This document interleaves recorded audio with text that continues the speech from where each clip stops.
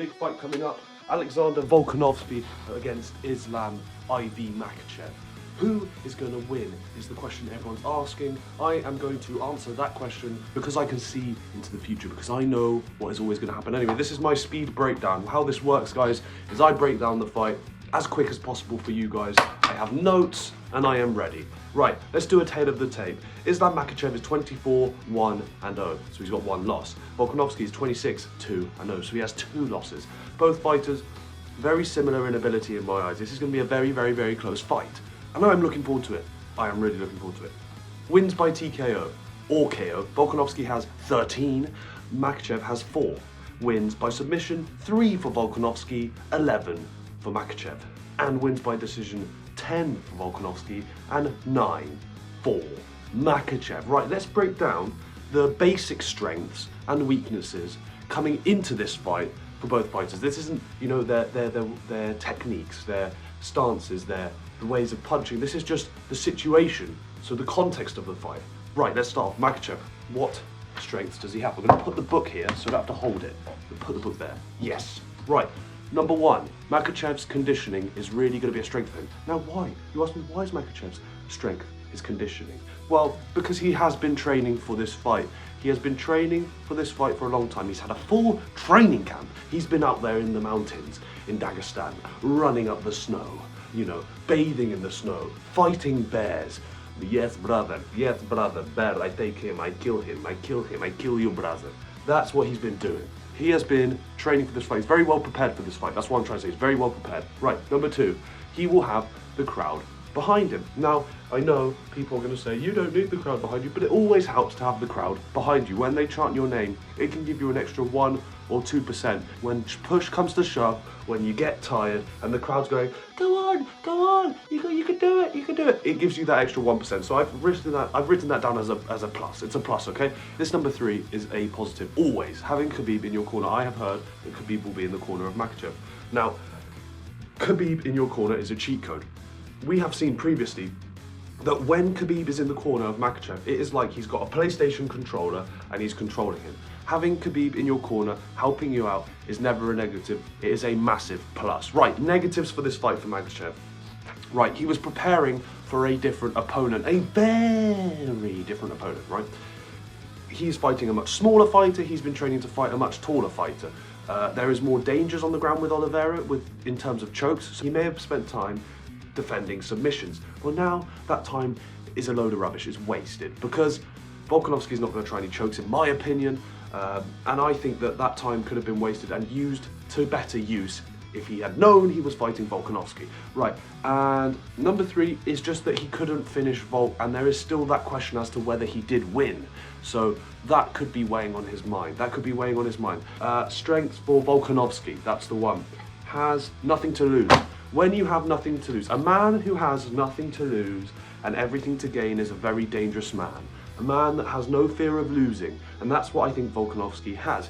That is the advantage he has. One of the main advantages he has here is that he has nothing to lose. He could go into this fight and, do you know what, I'm going to try this, I'm going to try that. He could try things that Makhachev is not expecting. Makhachev could be there, patient. Oh, I could get a takedown. No, I'm just going to wait. And Volkanovski could throw something that he's never thrown before and land it, right? And I think that element of surprise, that element of no pressure is a massive bonus for Volkanovski. He can go in there and experiment. He could be like a scientist, like in the lab. Oh, I'm going to put this and this together. Will this work? And what happens when scientists are in the lab and they're experimenting? Sometimes it doesn't work, but there are times where they discover something groundbreaking, and that's what Volkanovski could do in this fight. Next, he knows the adjustments he has to make. He has fought Makhachev before. This probably goes for both fighters, actually. But both fighters, let's say for Volkanovski, Volkanovski knows the adjustments he has to make, and let's hope that he can do them, because I want Volkanovski to win. I do want Volkanovski to win. I am not hiding my bias, right? I do not hide it. I tell you who I want to win, unlike other YouTubers who hide it and just don't say it. I want Volkanovski to win. This is a plus and a minus, really. So he hasn't had a long training camp, which does mean that he might be underprepared, but, guys, he might be a bit fresher. Less chance of getting injuries if you've not had a camp. So there are actually benefits to not having had a full camp, or maybe he hasn't overtrained either. He has trained a little bit, he might be fresher. So that might be a bonus. He might have less knocks, less injuries, less niggles, and he might be fresh, ready to go. Minuses, he might not be in his usual fighting shape. This is the sort of counter argument to the fact that he hasn't trained, right? So he might not be in his usual fight shape. Now this is okay for someone like Kamaru Usman, who has come in on short notice because it's 3 rounds. This is 5. This is 5 rounds, okay? So there is a danger that Volkanovski gasses out. Next, he didn't get to Abu Dhabi early, so he hasn't had much time to prep. Again, this is all playing into the fact that he is a short notice fight, right? He's a short notice fight. Now, I'm gonna go into more detail, a little bit more detail, a little bit more intricate. I'm gonna go, I'm gonna show you the little cherries on top. I'm going to show you the detail, right? Okay, so what detail do I have? And I'm also taking little bits and bobs from the last fight that we can learn from, because, it could go completely the opposite of the last fight, but it's always good to look at that for reference. So Volk, when he steps into range, right, is a plus, because he does land a short left strike in round 1 that rocks Makhachev. Now you might be thinking, brilliant, all he has to do is step in. Well, no, guys, fucking think with your brain. No, because shortly after this, he gets caught in round 1 doing the same thing. And what I've noted down here is Makhachev, the dangers for Volk when he steps in are that he walks onto a straight, right? He has done this before, and he does this in his fight against Makhachev. He walks onto a straight in the fight. The other danger is that he walks into the clinch, which Makhachev in the last fight did really well.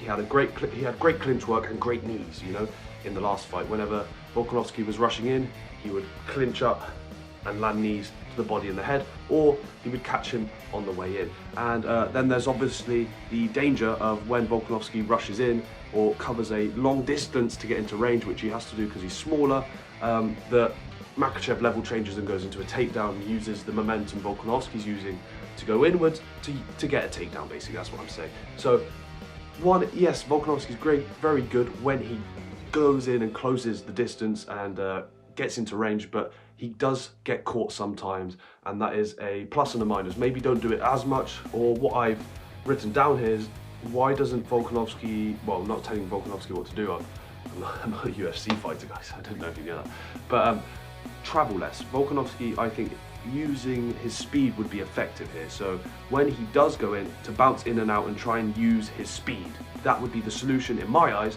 would be to go in, go out, almost like a boxer, pop in, pop out, pop in, pop out. And in the last fight, he did adjust a little bit, which was great. I've written this down as a bit of detail, hang on. He did this well, and what he would do to adjust to this problem of getting caught when he rushed in, he started to get into range, and then he would dip to the side and throw a right hook to the body and inside low kicks. And I think if Volkanovski has done his analysis, well, he will have realized that just rushing in and covering a large distance to get into range is not beneficial. But when he did dip off to the side and throw those low kicks, or the right hook to the body, it did work, and he did catch Makhachev a couple of times. And I think that's what he has to do. Bounce in and out like a boxer, and then when he does get in, dip off to one of the sides, throw those kicks and slow Makhachev down, or go to the body with the right hook, which worked last time. And the outside low kicks that he did do at that time, when he would go in and dip off to the side like this, like that, those low kicks, yeah, they were very effective and would be beneficial because he is quicker than Makhachev, and if he can make that an even bigger strength by slowing Makhachev down, he'll have an advantage in this fight, okay? With regards to the low kicks, the inside low kicks worked in the last fight. The outside low kicks got him caught with straights because he was left on the line, on the center line, that's the one. He was left on the center line, and then Makhachev could throw straight. So I would be inclined not to do the outside low kicks, but to stick with the inside low kicks to try and slow down Makhachev. Now quickly, Makhachev has got and was very good in the last fight at being patient. If he was in a queue and there were 10 people in front of him, he would not be complaining, he would sit there like this. Yes, brother, I wait, brother. So, very good patience from Makhachev in the last fight, and I believe he will actually use that to his advantage. Round 4 of the last fight, he was very patient and caught Volkanovski a lot of times as he came in. He didn't push it, he wasn't forcing it, he was just waiting. And I think this is one of his biggest strengths, and he could use this yet again because he knows Volkanovski's not had a long training camp, so why doesn't he, well, he will be thinking, why don't I just be patient in round 1, round 2, let Volkanovski come in and do the work for me and catch him as he comes in, or land the takedowns as he comes in, or again, as I said, go into the clinch. I think we'll see a patient Islam Makhachev in these first maybe 2 rounds, trying to wait for Volkanovski to sort of gas out and that lack of training to kick in. And that's what he did well in the last fight, and I think he'll do it even more and even better in this fight. Now, low kicks to the leg, as I've said before, good scrambles from Volk. I think Volk has some very good scrambles. Don't know how he's going to use it in the fight this time, but I think when they do scramble, Volk is the better at scrambling. I thought he did it well in the last fight. And I think he needs to really be on it, be ready to scramble. I think he did catch Makhachev in a scramble last time, and very much should use that to his advantage. Right, what's my prediction? I want Volkanovski to win. Of course I do. But I think that in this fight, Volk, all seriousness, I'm going to be serious now, Volkanovski needs to win the big moments in this fight. What wins you fights is winning in the big moments. Not winning the entire round, but winning the big moments, the things that people will remember, the things that the judges will remember. And I think that Volk needs to win those big moments if he wants to win. Makhachev, I think, will take his time, knows that Volk is a late replacement, as I said before, and will use that to his advantage, as I said. And for me, unfortunately, guys, I want Volkanovski to win, but I think Makhachev overall has had a better camp, better preparation, and it's definitely, if I was betting, I would bet on Makhachev. Don't take my betting advice though, because I have no money to bet because I'm poor. But for me, Makhachev is more likely to get the win, and I feel like vomiting saying this, but Makhachev will probably get the win.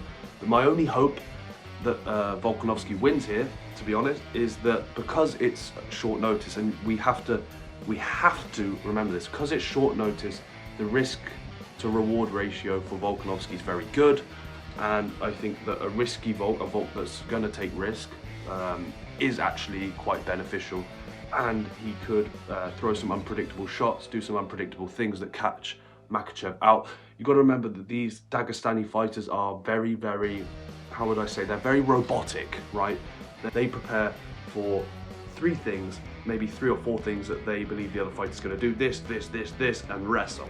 And that's it. So that robotic nature that they have, and then not preparing for the unconventional things that could happen, could benefit Volkanovski. That's just my opinion. I don't see their training camps, but from what I can gather, they are very robotic in their preparation, and they don't prepare for the unconventional things because they don't believe they're going to happen. So hopefully Volkanovski wins, but Makhachev, in my opinion, will probably win this fight. Please like and subscribe, and put who you think's going to win in the comments section below. I'll try and put a poll, but I can't fucking use them. I don't know how to do it. But put who you think's going to win. Discuss in the comments below. Do you think I got anything wrong? Do you think that Volkanovski has other strengths that I didn't put down, and any other weaknesses that I didn't mention? And doesn't Makhachev, you could do the same for him. And it'll be quite interesting to see what you guys think. Maybe you guys disagree with me, which is fine, because I want this to be a discussion in the comments. Discussion, you guys can discuss. You might be, no, I don't think that Volkanovski's this. I think Volkanovski's 6 foot, not 5'4". So stuff like that. Let's have a little discussion in the comments. I'm really looking forward to this. And goodbye. I'm gonna go and probably have lunch now. I'm thinking a steak with some chips and salad. I might have a nice water on the side just to hydrate myself whilst I edit this video.